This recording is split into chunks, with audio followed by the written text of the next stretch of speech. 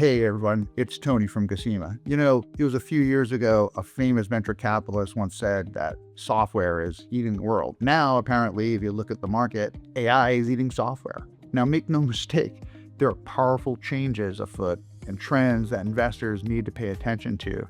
But at the same time, given all the volatility in the markets, particularly in tech stocks, sometimes it pays to take a step back and get a little perspective.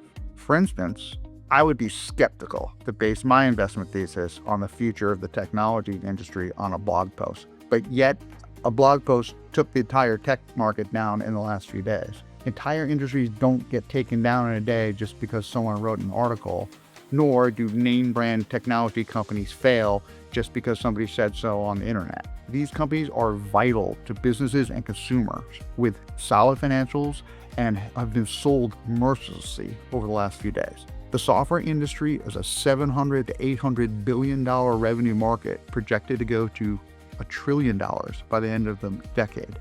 It's intertwined in so many aspects of our lives that frankly it has eaten the world.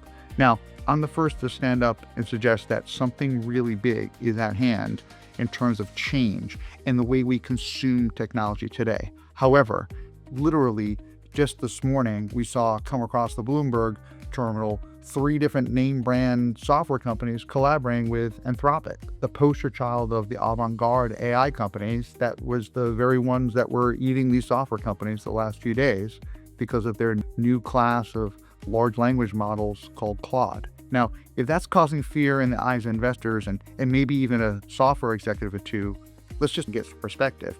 Is AI really eating software, or is it partnering with it in order to take its capabilities to the next level in terms of functionality? So, lesson learned, do your homework and watch your risk. Don't be swayed by short-term movements in stock prices. If you have an investment thesis, then that's great. But just constantly be checking it and rechecking it and re-underwriting the opportunity. If you need help developing an investment thesis that works for you, call us now at Gasima Financial.